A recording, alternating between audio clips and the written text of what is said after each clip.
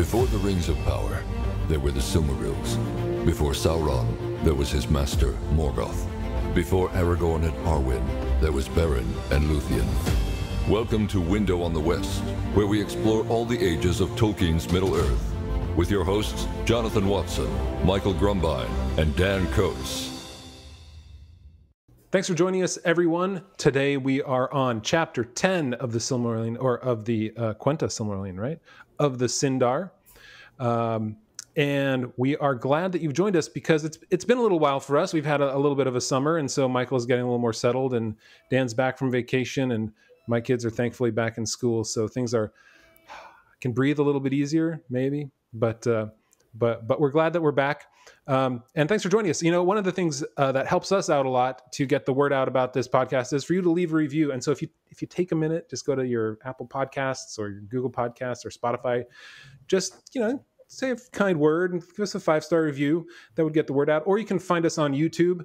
If you just search for the words, The One Ring, we're the first result there. Or if you go to youtube.com/theoneringcom, that will also get there. And lastly, if you really enjoy what we're doing here, we'd appreciate it if you'd become a patron.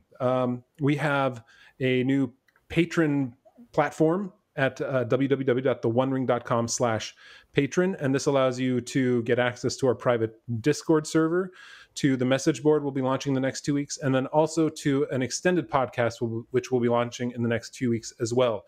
So only patrons will get that extended podcast. It's free for the first month and $4 every month after that. So come and join us there. We're having some great discussions with our small group on the Discord chat, and that's a lot of fun to talk to people in a more give and take type of environment. It's been really enjoyable for us to get that instant feedback. So join us there at theonering.com/patron. So today, back to Chapter 10 of the Sindar. But before we do that, we have to get into All that is gold does not glitter.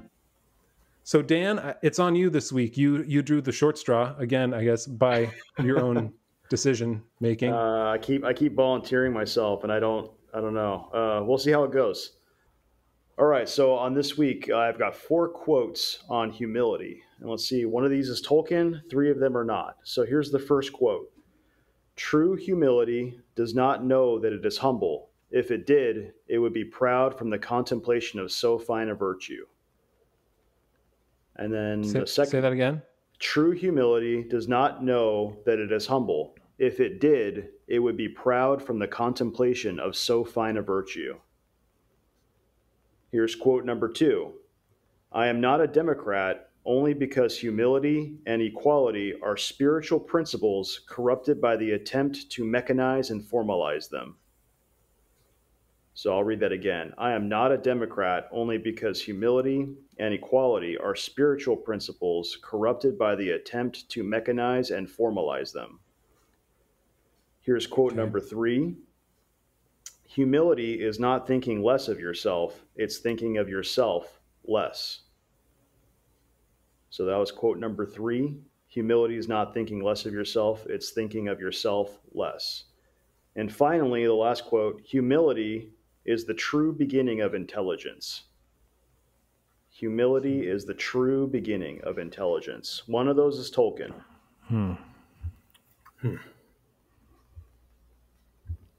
Can you read the first one more time for me? Sure. The first one was, "True humility does not know that it is humble. If it did, it would be proud from the contemplation of so fine a virtue."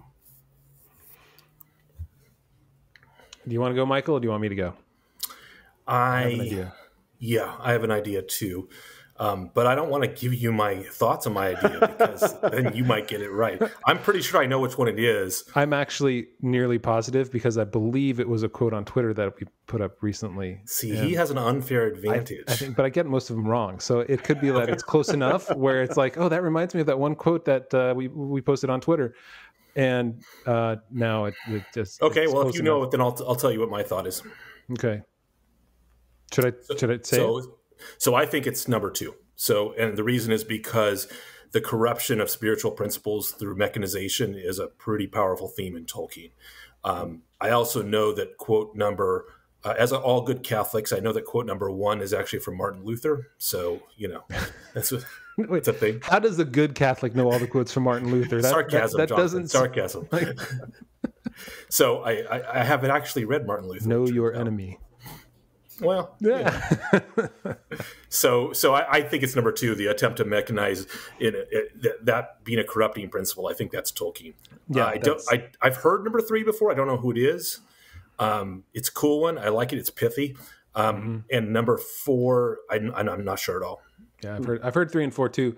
For me, it was between number 1 and 2, but I'm positive that it's number 2. It's because that is a Tolkien quote, and I believe there were I don't know how recent it was, but there was some back and forth on the tweet regarding that, because it's a very politically charged kind of statement when you say I'm not a Democrat, when in fact, democracy was something he wasn't a huge fan of in general either. But yeah, number 2 is my go-to as well. Man, I made it too easy this week. You guys got it.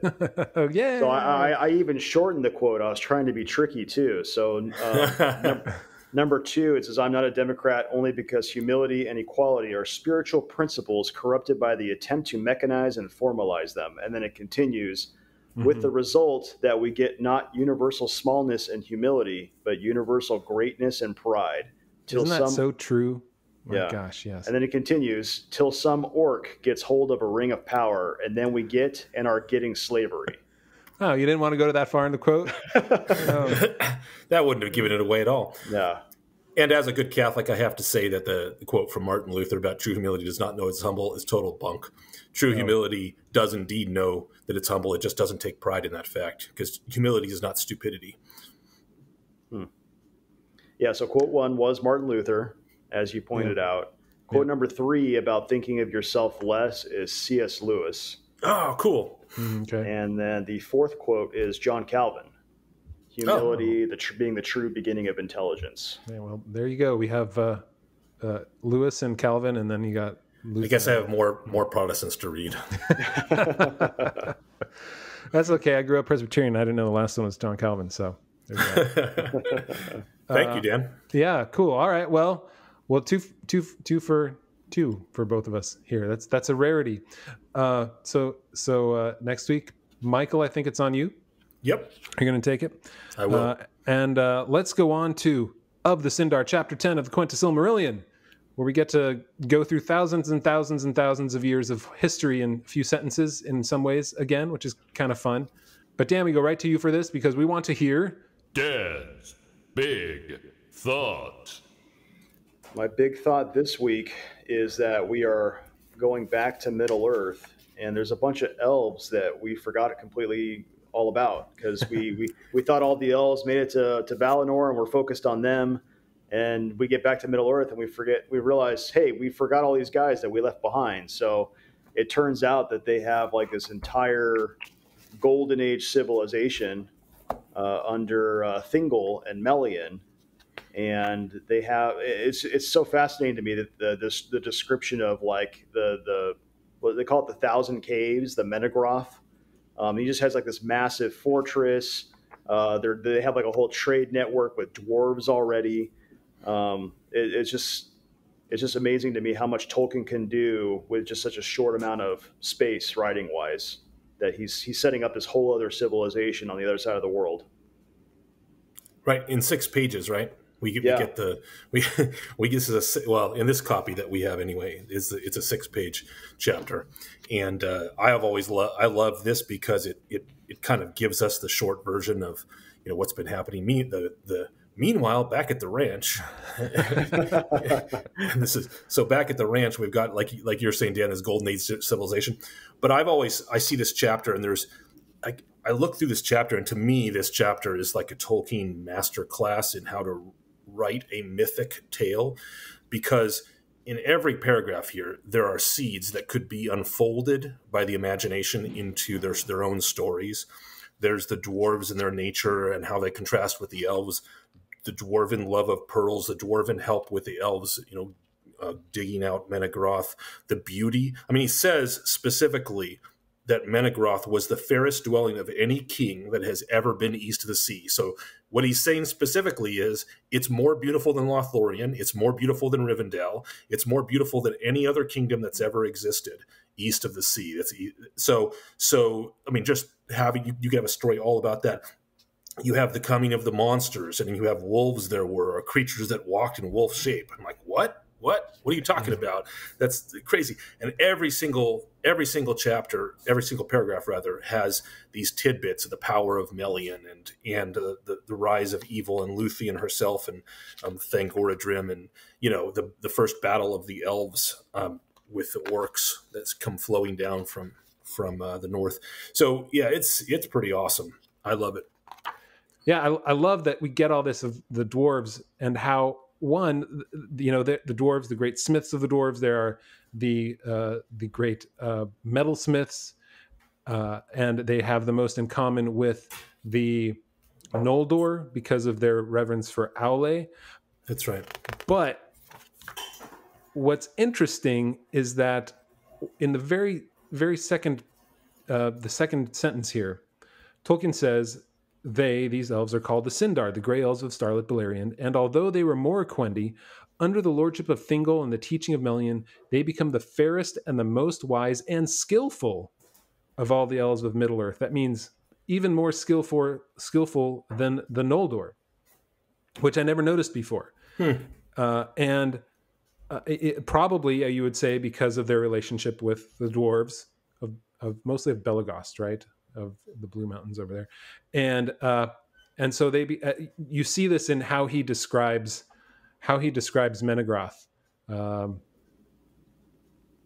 Let me find that, because it was a really cool vision of it. The elves also had part in that labor of building out the 1,000 caves, Menegroth. They wrought out the visions of Melian, images of the wonder and beauty of Valinor and sea. The pillars of Menegroth were hewn in the likeness of the beeches of Orome, stalk, bough, and leaf, and they were lit with lanterns of gold. The nightingales sang there, as in the gardens of Lorien. So the nightingales would go into the caves and sing within the hewn likeness of the beeches of Orome. The little details of this caught my eye more so in this read through than ever before. And now my vision of Menegroth, because when you read this through and you're not really taking the time to go through it, you don't have that vision of every little, I don't know, for me at least, I kind of want to get to the story rather than the description. And so listening to that, or not listening, reading this brought a vision to my head that had never occurred before, because you hear, it's the 1,000 caves, and you think like cave right away, and you hear that over and over again in the stories. But here in the beginning, it's like, no, it's not a cave. It's actually like a garden in places. Anyway. That's right. It's a garden. Well, it looks like a garden. There's the carvings, there's the birds, there's the beauty. I mean, it's just this gorgeous place, and that's just one paragraph. Everything you just said there was just one paragraph, and he has other paragraphs. He has a paragraph about the fact that even before Morgoth came, that Orome and his Valaroma, his wild hunt, used to come through there from time to time, and the elves were kind of afraid of him, and they would hide themselves, but they knew that upon his coming, all the monsters would be driven away from the land. And so it's just these cool tidbits that could be their own story, and no doubt for Tolkien, they are the seeds in his mind of all his stories that he's writing. And this is the way he sort of lays out his brainstorm. I just, from a creative writing perspective, he's laying out this mythic seedbed here that's so cool. One question that I have that I came up with this is that after that paragraph we talked about, where they talk about the carvings in Menegroth and the garden of stone, essentially, Tolkien writes, but as the third age of the captivity of Melkor drew on. I'm like, oh, so the captivity of Melkor had ages in and of themselves. And I don't know what that means exactly, what that first or what the second age of his captivity would be, or what his third age of his captivity is. But at this point, it's where the dwarves became troubled and they spoke to Thingol, and the Valar should have rooted out the evils of the north after capturing Melkor, I guess after the lamps, maybe? No, not the lamps. That doesn't make any sense.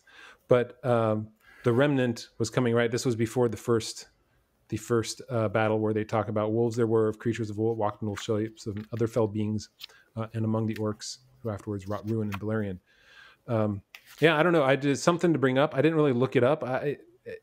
It seems an interesting turn of phrase to say there was an age of the captivity of Melkor. Yeah, I agree. And it's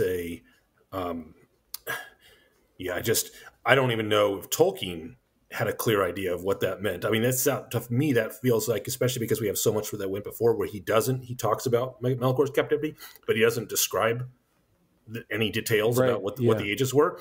It just feels like something where he's writing, and there were three ages. There were three ages of his captivity. Yeah, I don't know if he knew what that meant.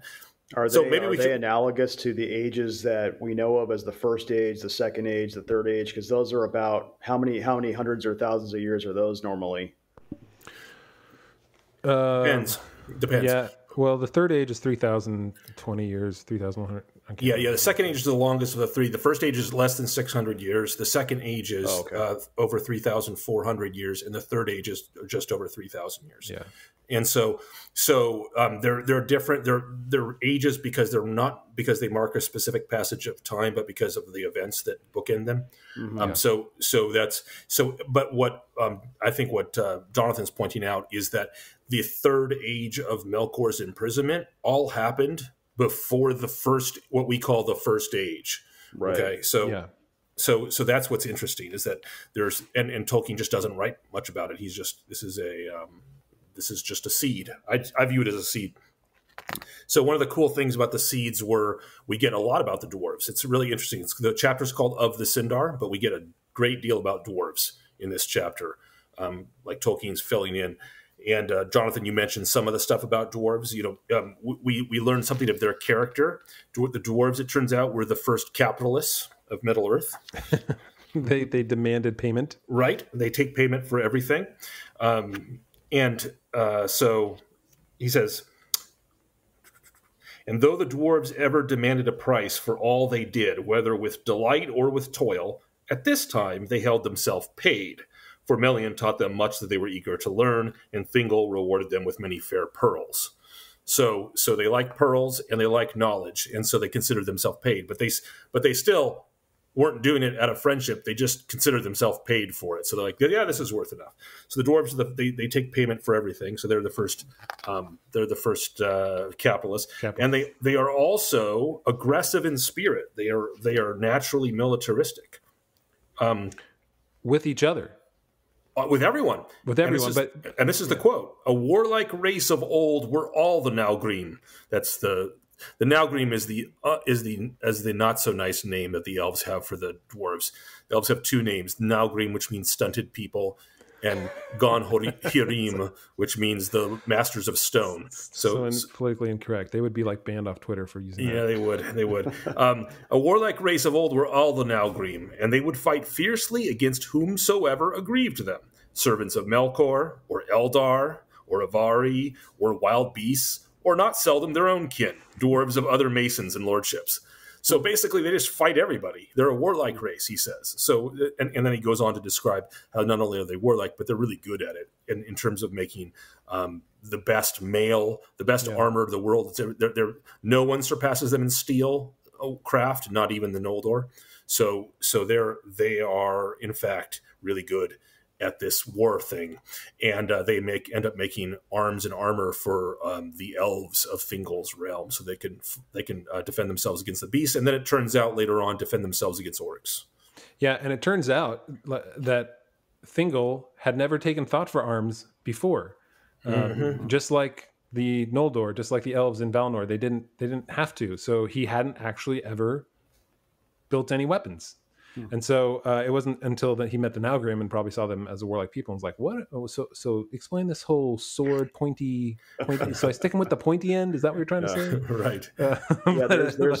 There's an interesting element there when they do have the orcs come and they have to fight. And he enlists the help of Denethor and the Green Elves.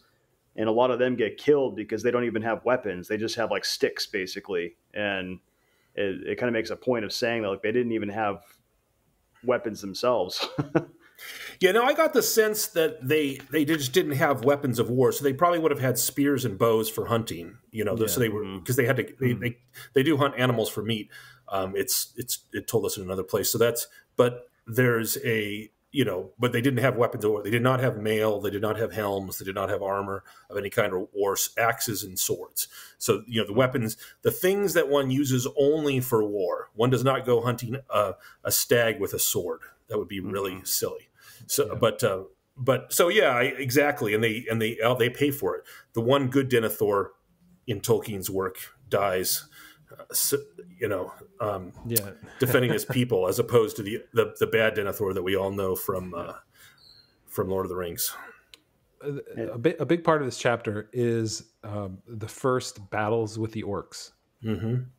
And I love how Tolkien sets it up again with how everything was wonderful before that, but he puts it in such a beautiful way that my favorite line of this, but I feel like I have to read the first one too.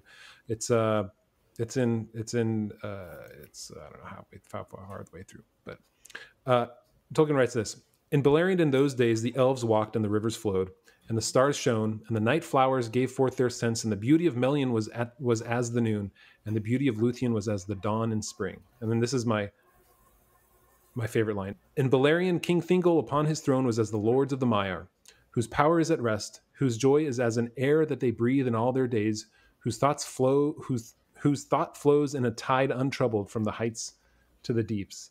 Just the feeling he's able to give you of like, it was good. There was like, it was the goodness was something that you breathed around you. It was unassailably a benefit to them. It was like, I don't know, good is such a bad word to use in this because he puts it so well, but there was joy in the air, but it was literally, they breathed it. Yep. The substantives that he uses there are the power, the joy, the thought. So these three things of Thingol, which are just kind of environmental. He describes them all as being part of the environment, which is really interesting because we tend to think, especially nowadays in the highly politicized environment, we tend to think of power as something that one exercises upon others, as opposed to being present in the environment. And I think that Tolkien's idea of power used for the benefit of others is something different. But along those lines, I laughed out loud in the previous paragraph, Jonathan, where I'm just going to talk about where he basically has talked about how there's mostly peace in this time. Then he says, but of bliss and glad life, there is little to be said before it ends. I like, right. It's like nobody remembers the good times. Right. Nobody talks about the good stuff until they're over. But the second part of that line too is, as works fair and wonderful, while still they endure for eyes to see, are their own record. And only when they are in peril or broken forever do they pass into song. Yeah. It's man, Tolkien is just a master of prose. He can say so much, And it's funny. I can see I'm nearly finished now with the Book of Lost Tales Part 2, which at times can be a little bit trying because you're reading what he wrote when he was, early 20s, I think is where a lot of that starts, mid 20s maybe. Okay. And his progression into an exemplary author of how to write prose, you can see, because it is nowhere near as good as where he ended up. Oh, is that right? And well, there's a lot of it's a very, King James style writing, and so to read this here, I feel like he progressed so far that going back to that, it's like it's reading the first draft of his stories, and he still hadn't figured it all out, and he still hadn't practiced essentially by writing as much as he ever did write. So anyway. But I thought we could get into the whole downfall, or when Melkor comes, right? Tolkien talks about how Ungoliant and Melkor slew the trees of the Valar, and then went to Middle Earth, and Ungoliant fled and settled into, the arid Gorgoroth, right? The Mountains of Terror, and no one wanted to go there. And then Morgoth went back to Angband and reassembled the orcs in a way. And this really starts sort of, this part where he gathers the orcs is like the commencement of the First Age in a way. What I liked about this was the reference to the power of Melian. So if you remember back to our chapter with Ungoliant and Melkor, and for those of you who are streaming this, you're going to laugh because it was just like 10 minutes ago that you were listening to it. So it was like a month ago. For us, it was a month ago. So, but you have Ungoliant at the height of her power. Like, it takes a squad of Balrogs to drive her off, a squad of them. And Morgoth himself can't fight her off, and she's at the height of her power, and she flees from these Balrogs, and she flees down south. And it says, "But by the power of Melian she was stayed, and entered not into Nel Doreth." Yeah. That's the forest that the thousand, the Menegroth. I don't know why I want to add an L on that every time. That Menegroth is the forest of Nel Doreth, which is going to get a new name soon. But so the power of Melian. Melian's a Maiar. She's not even a Valar, and her power is so great that she can keep at bay Ungoliant at the height of her power. So that's and then we find pretty huge. It is, and then we find, of course, later on in this chapter, after the orcs have come down, and there's. I want to show the map from the Atlas of Middle Earth, so our listeners can get an idea. And I can pull it off the shelf behind me if you want, but if you're getting it, then there's a visual, which is essentially, if you think of in the far north, you think of Thangorodrim and the stronghold of Melkor that he sets up in his mountains. Then below that, there's a plain, and there's another set of mountains, and those are the mountains that Ungoliant ends up settling in, which is Ered Gorgoroth. And then below that, and we're told it's basically 450 miles from where Morgoth is living, is the forest of Neldoreth, which is soon to be called Doriath. And the orcs pour from the north in this and they kind of go to the east and to the west of the forest where Thingol and Melian live. And when they go to the east, they are defeated by a combined force of elves of Thingol, elves of Denethor, and dwarves. On the east, they're defeated, but the western tide of orcs that comes down, it pushes Círdan and the elves of the Falas. It pushes the sea elves back to the coast, to their walled cities. And the orcs win in that side. On the west, they've taken over that land entirely. And so as a response, Melian puts this magical girdle, exerts herself and puts this girdle, called the Girdle of Melian, this essentially a band around her forest where nobody can penetrate. And it says specifically that Melian put forth her power and fenced all that dominion around with an unseen wall of shadow and bewilderment, the Girdle of Melian, that none thereafter could pass against her will or the will of King Thingol, unless one should come with a power greater than that of Melian the Maya. So it's a little foreshadowing there, but yeah. But what's interesting about that is Ungoliant doesn't have that power. So that's, and maybe there's a story behind why Melian has power over Ungoliant at a level which Morgoth doesn't have. But it's not a story that Tolkien ever told. It's curious to me. It makes me think that if Melian was able to put forth such power to deny Ungoliant any entry into the girdle,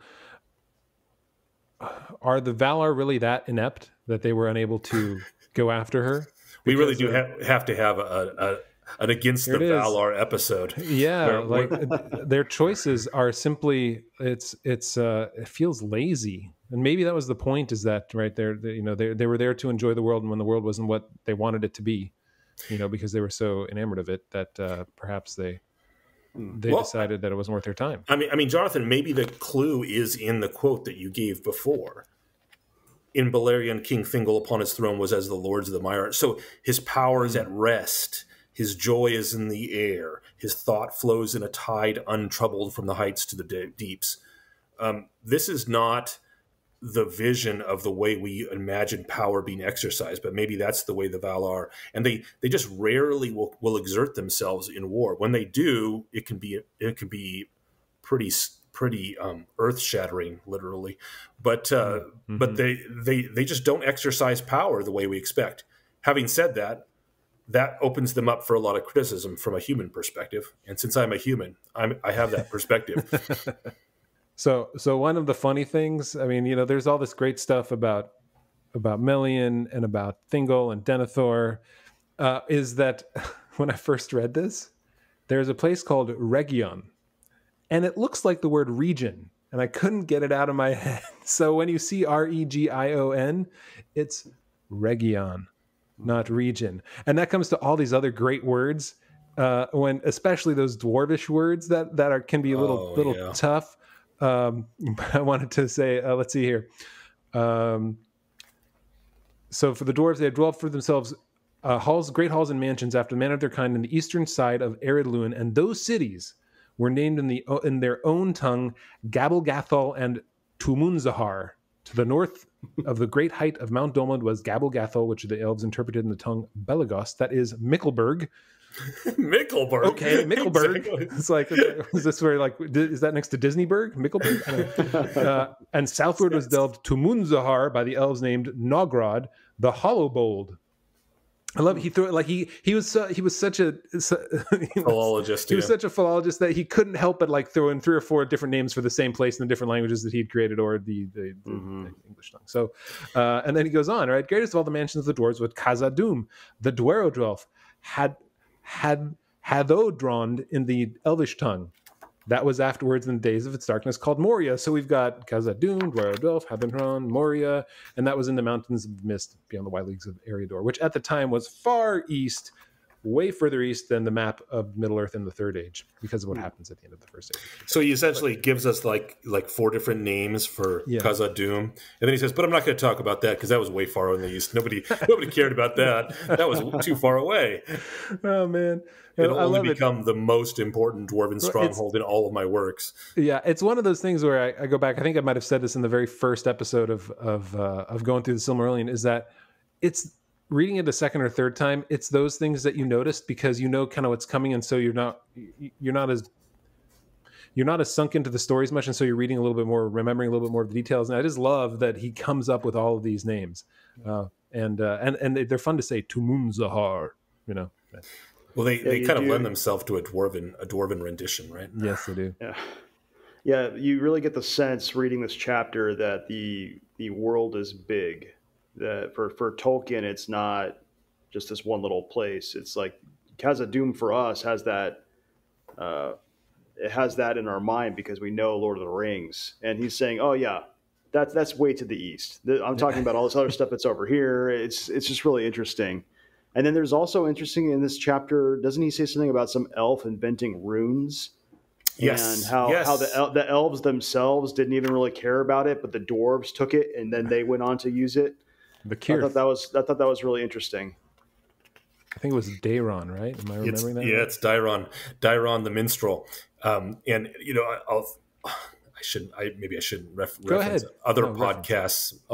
There is a funny. Years ago, there was the Tolkien professor had a podcast on the making of the Silmarillion. If you were going to turn the Silmarillion into a feature that actually respected Tolkien, like a TV show. And they, funnily enough, as they were going through, they made Daeron into this sort of like a jilted elf who was really, you know, he had all this creative energy and he did this great things in his music, and none of his people cared in the slightest about anything that he was doing. But the dwarves were like, "This is awesome."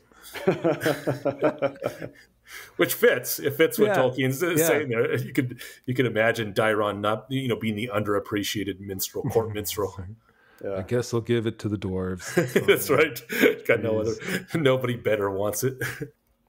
You really do get the sense in this chapter that the stakes are going up, that the orcs are now kind of running over all of Middle Earth, and you just have this little tiny island that's protected by the girdle of Melian. And you have some elves that are on the coast, and everyone else is scattered.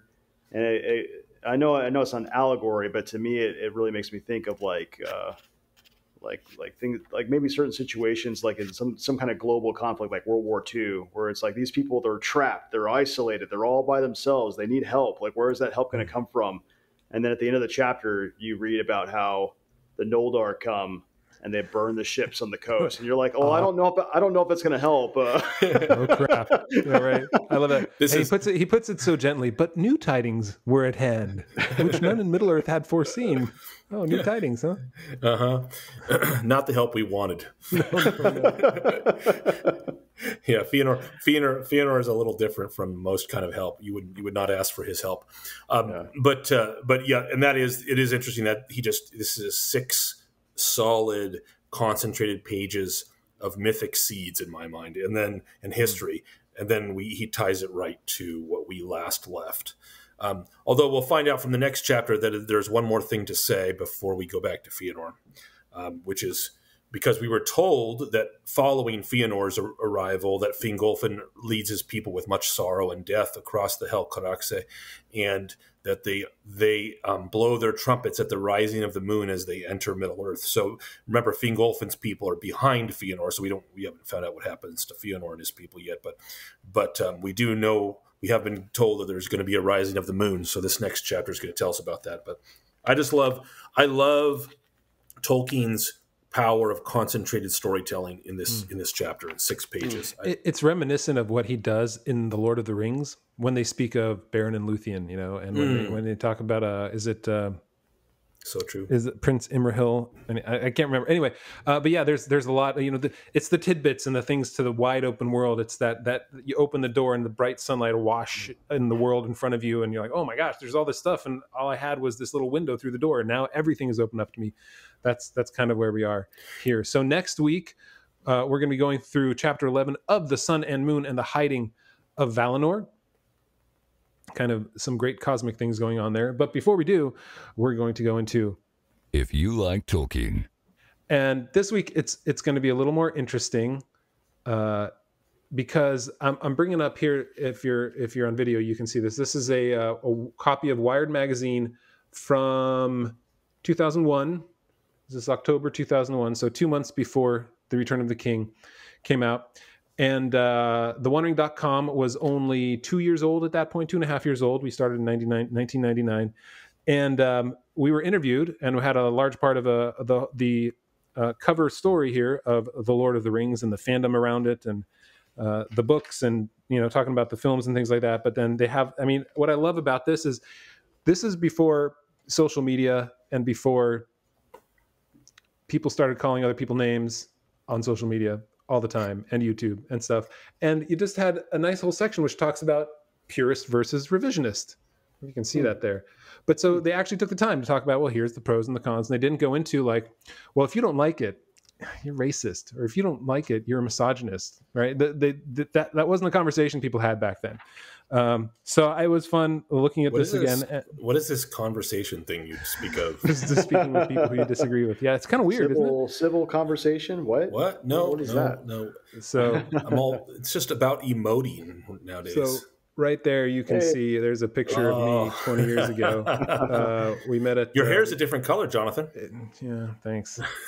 I can always change that. That was a picture of me with the 2 other guys who I worked on the site with, Tetchup and David Mullick. But yeah, that was fun. It was neat to see how media looked at something like the Lord of the Rings films rather than it does now with commercials in Twitter and Instagram and YouTube and articles. Like it feels like hit piece articles in Vanity Fair and Entertainment Weekly and things like that. So it was fun to go back. So I'll see if I can scan it maybe and throw it up on the website. I'll put it in the show notes so you can read it and put it up on the site somewhere, but there'll be a link there. I like that. If you like Tolkien, here's this time capsule that I have and you don't. I know. All right. So next week, we're going to be back onto chapter 11 of The Sun and the Moon and the Hiding of Valinor. But we want to remind you again, if you like what you're hearing, if you want to get the extended podcast, which we're thinking like 3 weeks out, maybe we're going to look at it, where we'll have more discussion. We'll answer some questions that people are posing on our Discord channel, where you have access to the message boards, where we'll also be doing some live streams on YouTube.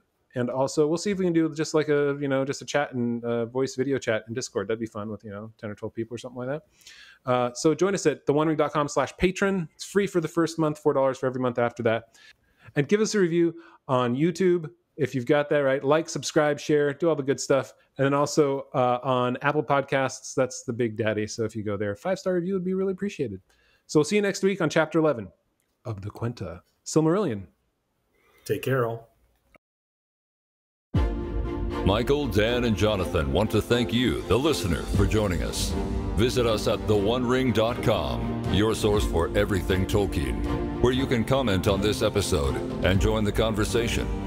This is Austin Robertson, bidding you farewell. May the wind